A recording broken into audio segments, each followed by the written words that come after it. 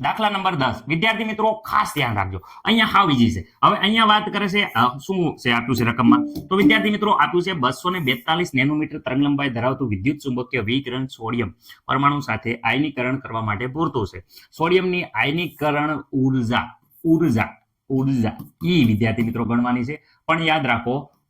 joule kilo joule પ્રતિ મોલમાં ગણવાની છે ઓકે જે આપેલી છે જેટલા ટપ્પા પડે છે એક જ નાખવાનું કારણ કે ટપ્પા પડે એટલું આપણે કરી નાખશું એટલે બાકીનું બધું ઓટોમેટિક ખબર પડવા માંડશે ઓકે પેલા તરંગ લંબાઈ આપી છે સર તરંગ લંબાઈમાં તો તરત તમને ખબર પડી જાય ગાભા કાઢી નાખવી તરંગ લંબાઈ આપી છે 242 okay nanometre okay sir nanometre નું અમે હોશિયાર છીએ અમને તો ખબર પડે છે કે અહીંયા 10⁻⁹ મીટર આવી ગઈ તરંગ લંબાઈ ઓકે ડબ ડબ ડબ રેડી તરંગ લંબાઈ બધાને ખબર પડી ગઈ છે ઓકે મને નથી લાગતું કે કોઈને પ્રોબ્લેમ હોય હવે વિદ્યાર્થી મિત્રો અહીંયા આપણે ખાસ યાદ રાખજો અહીંયા એક વસ્તુ કરવાની છે શું તો વિદ્યાર્થી મિત્રો અહીંયા આપણે ઉર્જા જોતવાની છે આ ઉર્જા ઈ નું સૂત્ર મૂકવાનું છે પણ ખાસ યાદ રાખજો સાથે સાથે આપણે કીધું છે જૂલ પ્રતિ મોલ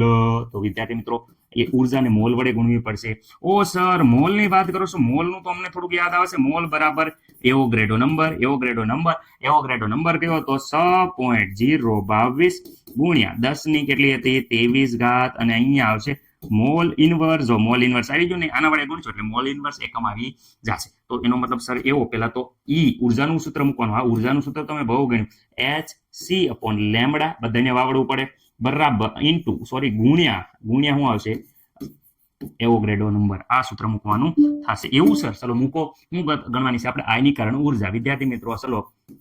આયનીકરણ ઉર્જા ઓકે આયનીકરણ ઉર્જા ચલો કે બરાબર શું થઈ જશે એક તો વિદ્યાર્થી મિત્રો શું થાય છે hc/લેમ્બડા એવોગ્રેડો નંબર ઓકે સર ચલો બધાની વેલ્યુ મૂકી દઈએ છે મસ્ત મજાના સરળ ચાલો પ્લાન્ક અસળાંક 6.726 ગુણ્યા 10⁻31 જૂલ ઇન્ટુ સેકન્ડ હાલો પ્રકાશની ગતિ ઓકે સર અમને ખબર છે 3 ગુણ્યા 10⁸ ઘાત મીટર પ્રતિ સેકન્ડ એટલે સેકન્ડની -1 ઘાત ઓકે સર અજય સર એવોગ્રેડો નંબર રહી ગયો છે ચલો એવોગ્રેડો નંબર રહી ગયો તો એ લખી નાખીએ કયો છે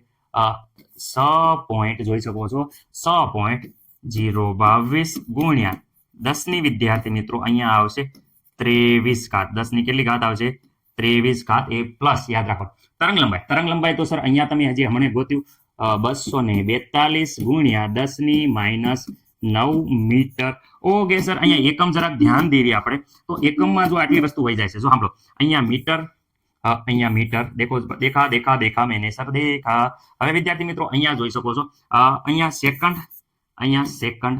અને વિદ્યાર્થીઓ વધે છે હું તો અહીંયા જો જૂલ વધે છે અહીંયા ધ્યાન દેશો તો વિદ્યાર્થી મિત્રો જૂલ વધે છે અને અહીંયા તમારે એકમ વચ્ચે મોલ ઇનવર્સ મોલની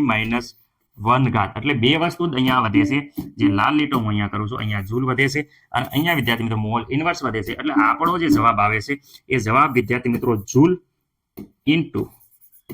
મોલ ઇનવર્સમાં આવી ગયો રાઈટ ચલો સર આનું સાદુરૂપ તો આપો સર પછી જવાબ આવે ને ચલો સાદુરૂપ આપી દઈએ તો વિદ્યાર્થી મિત્રો અહીંયા 23 ઓકે આનો જવાબ જરાક ધ્યાનથી તમે જોઈ જજો મેં થોડીક સ્પીડ છે એટલે થોડુંક બધા મિસ્ટેક થઈ ગયું હોય ઓકે જાજો ભાગ તો કહેવાય ને કે જવાબમાં થોડુંક ધ્યાન આપજો સોરી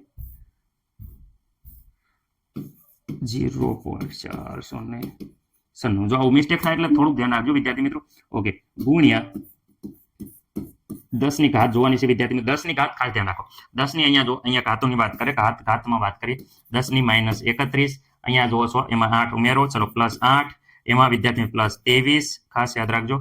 +23 પ્લસ વિદ્યાર્થી માઇનસ ઘાત ઉપર જશે તો 9 31 માંથી આટલા બાદ કરો તો વિદ્યાર્થી મિત્રો 10 ની 6 ઘાત કેટલી આવે છે 10 ની 6 ઘાત ઓકે 6 ઘાત હવે 6 ઘાતમાંથી 1 2 3 વિદ્યાર્થી મિત્રો આ ત્રણેય આંકડા આપણે આગળ લઈ લઈએ તો આપણને આવશે 495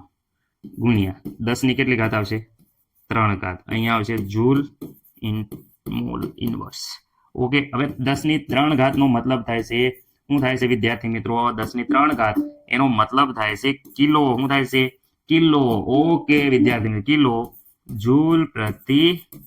મોલ ઇનવર્સ ઓકે આ જો જવાબ આપણો આવી ગયો છે જે રીતે માંગ્યો તો એ રીતે આવી ગયો છે